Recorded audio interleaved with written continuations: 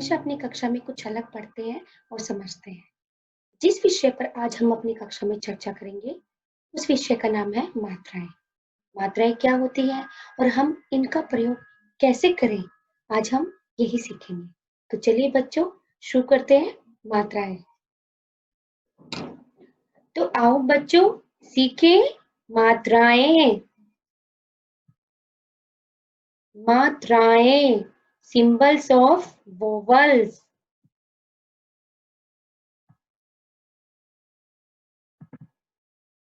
बच्चों, आपको यहाँ पे चित्र नजर आ रहा है?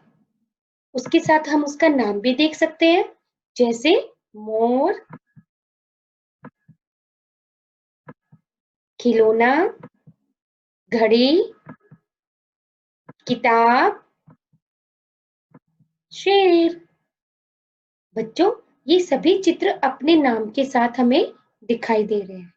बच्चों, इन नामों में आपको कुछ अलग दिख रहा है? हाँ, हम देख सकते हैं हर नाम के साथ एक लाल रंग में चिन्ह हमें नजर आ रहा है। जैसे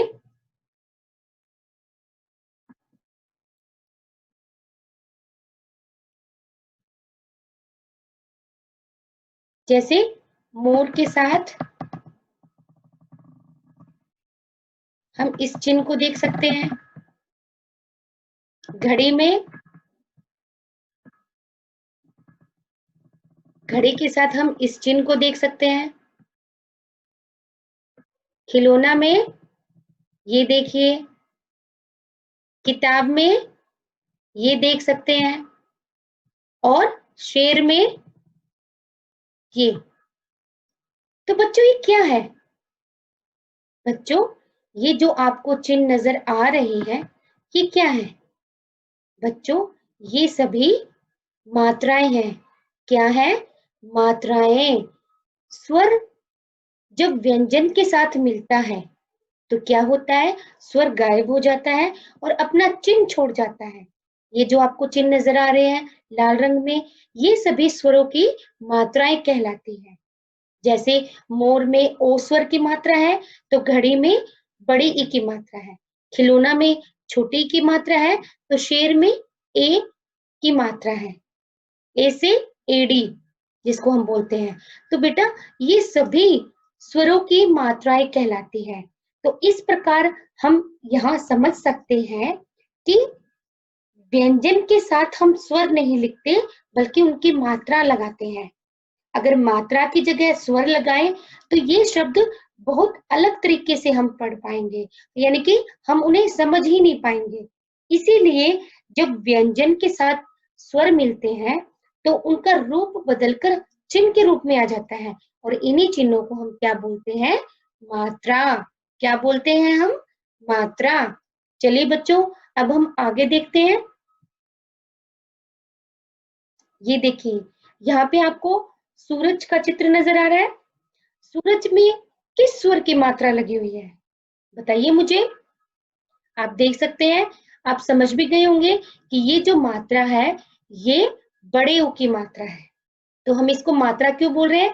क्योंकि यहाँ पे हमें बड़ा ऊ जो स्वर है वो नजर नहीं आ रहा, उसका चिन्ह हम इसका देख सकते हैं, तो इसलिए इसे क्या कहेंगे? बड़े ऊ की मात्रा। तो बच्चों, अभी आपने देखा कि हर चित्र के नाम में व्यंजन है। व्यंजनों को तो आप पहचानते ही हैं। इन व्यंजनों के साथ कई चिन्ह लगे होते हैं, जिन्हें हम क्या कहते हैं? मात्रा। जैसे शेर शब्द में श के साथ ए का चिन्ह लगा हुआ है। इसी तरह सभी चित्रों के नामों में कोई ना कोई चिन्ह लगा हुआ है। ऐसे चिन्हों को ही मात्रा कहा जाता है। जैसे उदाहरण के द्वारा समझेंगे हम।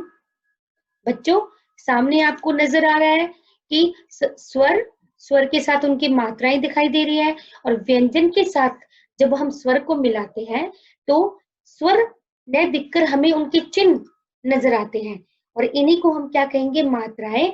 और फिर हम इनका शब्दों में प्रयोग देखते हैं। तो चलिए शुरू करते हैं। सबसे पहले हम ए स्वर को पढ़ते हैं। तो देखिए, ए, आप सभी जानते हैं ए की मात्रा नहीं होती है। बच्चों, आपको पता है ए स्वर की मात्रा नहीं होती है। देखिए, और जब हम व्यंजन के साथ ए स्वर मिलाते हैं तो उसका रूप हमें ऐसे नजर आएगा, और उसे हम शब्द में कैसे प्रयोग करेंगे? कल, कलश। यानी कि आप ये कह सकते हैं कि हर व्यंजन में स्वर मिला होता है। कौन सा स्वर? ए स्वर। उसके बाद देखिए आस्वर। आस्वर की जो मात्रा होती है वो इस प्रकार हमें नजर आएगी, और जब व्यंजन के साथ आस्वर को हम मिलाते हैं तो उसका रूप परिवर्तित होकर हमें ऐसा नजर आता है, ऐसा चिन्ह नजर आता है, इसको हम बोलेंगे का, और इसका शब्द क्या बनेगा? काला या काल। इसी प्रकार छोटी ई का चिन्ह ऐसा होता है, और जब हम व्यंजन के साथ यानी कै के साथ छोटी ई की मात्रा को मेल करेंगे तो वो उसका परिवर्तित रूप हमें ऐसा नजर आएगा, और शब्द क्या बनेगा? किला, किसान। आगे देखिए बड़ी ई का जो चिन्ह होता है वो ऐसे होता है, और कै व्यंजन के साथ जब हम बड़ी ई को मिलाएंगे तो उसका रूप परिवर्तित होकर हमें ऐसा नजर दिखाएगा, जिसे हम कहेंगे कील, कीमत। ठीक इसी प्रकार बच्चों, छोटा ऊ का चिन्ह ऐसा होता है, और कै के साथ जब हम छोटे ऊ को मिलाते हैं तो वो ऊ स्वर्ण दिखकर हमें उसका चिन्ह नजर आता है कु, और इसको हम कैसे पढ़ेंगे? कुल, कुली। आगे देखो बच्चों, देखो बच्चों, यहाँ पे देखिए अगला जो हमारा स्वर है वो है बड़ा ऊ। बड़ा ऊ, उसकी मात्रा कैसी होती है? आप देख सकते हो सामने, ये उसकी मात्रा है। जब हम व्यंजन का स्वर के साथ मेल करते हैं, जैसा कि देखो ये रहे हमारा स्वर, जब हम इसका व्यंजन के साथ मेल करते हैं तो वो ऐसे दिखाई देगा कु, और शब्द बनेगा हमारा कूल, कूलर। ठीक इसी प्रकार देखो री, हमारा जो अगला स्वर है वो है री। री से ऋषि, और री से ऋषि का जो चिन्ह होता है वो है ये, आप देख सकते हो पिक्चर में। उसके बाद देखिए जब हम व्यंजन के साथ री स्वर का मेल करते हैं तो वो इस प्रकार से नजर आता है। देखो बच्चों, और इसका शब्द कैसे बनेगा? कृपा, कृपालु। आगे देखो बच्चों, ए से एडी। ए से एडी का जो चिन्ह होता है वो ऐसा होता है, और जब व्यंजन के साथ हम स्वर का मेल करते हैं तो वो ऐसे नजर आएगा, जैसा कि सामने आपको दिखाई दे रहा है। और इससे शब्द कैसे बनेगा? केला, केतली। ठीक है बच्चों, आगे देखिए ए से एनक। हमारा अगला स्वर क्या है? ए से एनक, और इसका सिंबल हम इस प्रकार देखेंगे, और जब कै व्यंजन के साथ हम स्वर को मिलाएंगे तो वो ऐसे नजर आएगा, और शब्द कैसे होगा? कैसा और कैलाश। कैसा होगा बेटा? कैलाश। तो इस प्रकार स्वर और व्यंजन जब मिलते हैं तो स्वर गायब हो जाते हैं और उनकी जगह उनकी मात्राएं ले लेती है। आगे देखो, ओ, हमारा जो अगला स्वर है वो है ओ, और उसका चिन्ह ये देखिए, आप देख सकते हैं। और जब हम ओ स्वर का कै व्यंजन से मेल करते हैं तो वो इस प्रकार नजर आएगा, और उसका शब्द कैसे बनेगा? कोट, कोयल। ठीक है बच्चों, आपकी समझ में आ रहा होगा कि हम कैसे मात्रा को व्यंजन के साथ मेल करते हैं। उसके बाद हमारा आता है ओ से अगला स्वर औ। औ का जो चिन्ह होता है वो ये होता है, और जब हम इस स्वर को कै व्यंजन से मिलाते हैं या किसी भी व्यंजन से मिलाएंगे तो उसका रूप ऐसे हमें नजर आएगा, और शब्द कैसे बनेगा? कौआ, कौरव। तो बच्चों इस प्रकार हमने क्या देखा कि जो सभी स्वर हैं वो अपनी मात्राओं के साथ हमें इस प्रकार नजर आते हैं, और जब व्यंजन के साथ उनका मेल होता है तो उनका रूप हमें इस प्रकार नजर आएगा, और जब हम उनको शब्द लिखेंगे तो इस प्रकार शब्दों में हमें वो स्वर की मात्राएं नजर आती है। तो बच्चों आप समझ गए होंगे कि हम किस प्रकार स्वरों को उनकी मात्राओं के रूप में देख सकते हैं। कलश, यहाँ पे आप कोई मात्रा नहीं है, इसका मतलब यहाँ पे ए स्वर मिला हुआ है। आगे देखिए, किला, किला पे कौन सा स्वर मिला हुआ है? छोटी ई की मात्रा। हम मात्रा के द्वारा समझ सकते हैं कि कौन सा स्वर है। आगे देखिए, कील, कुल्लर, केला, कोयल।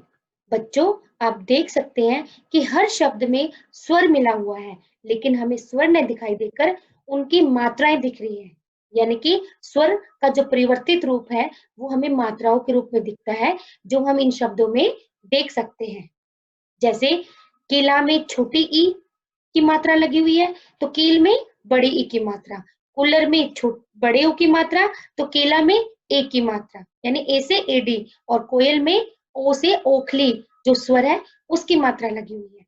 तो इस प्रकार व्यंजन के साथ जब स्वर मिलता है तो स्वर न लगकर उनके चिन्ह के रूप में वो हमें नजर आते हैं, और उन्हीं चिन्हों को हम मात्रा बोलते हैं। तो बच्चों, आज हमने क्या सीखा? आओ दोहराए। सबसे पहले, व्यंजन के साथ जो स्वर का चिन्ह लगता है उसे मात्रा कहते हैं। हमने अभी देखा कि व्यंजन के साथ जब स्वर का मेल होता है तो स्वर न दिखकर उसका चिन्ह हमें नजर आता है। इन्हीं चिन्हों को बच्चों हम क्या कहेंगे? मात्रा। फिर हमने क्या सीखा कि व्यंजन के साथ स्वर न लिखकर उसकी मात्रा लगाते हैं, यानी कि वो स्वर वहां से हट जाता है और उसका रूप हमें चिन्ह के रूप में दिखता है, जिसे हम क्या बोलते हैं? मात्रा। और सबसे आखिर में आप सभी जानते हैं एस स्वर की कोई मात्रा नहीं होती है, ये प्रत्येक वर्ण में मिला रहता है। जैसे यहाँ पे आप देख सकते हैं उदाहरण, कै के साथ ए स्वर मिला हुआ है, तो हम उसका पूर्ण रूप से उच्चारण कर सकते हैं कै। जहाँ पे ए स्वर नहीं मिला होगा वो व्यंजन हमें हलंत के रूप में नजर आएगा, उसके नीचे हलंत लगा होगा, और हलंत का मतलब है कि ये व्यंजन अधूरा है। तो बच्चों, हमने सीखा कि किस प्रकार जो मात्राएं हैं, जो स्वर हैं, वो मात्राओं के रूप में व्यंजन के साथ प्रयोग किए जाते हैं। ये देखिए, आप देख सकते हैं ये सभी स्वरों की मात्राएं आपके सामने नजर आ रही है। आ की मात्रा, छोटी ई की मात्रा, बड़ी ई, छोटा ऊ, बड़ा ऊ, री से ऋषि की मात्रा, ए से एडी, ए से एनक, ओ से औरत, ओ से ओखले, ओ से औरत। तो ये सभी स्वरों की मात्राएं आप देख सकते हैं और समझ सकते हैं। जब ये सभी स्वर व्यंजनों के साथ मिलते हैं तो इन्हीं रूप में, ये मात्राओं के रूप में ही वो हमें नजर आते हैं।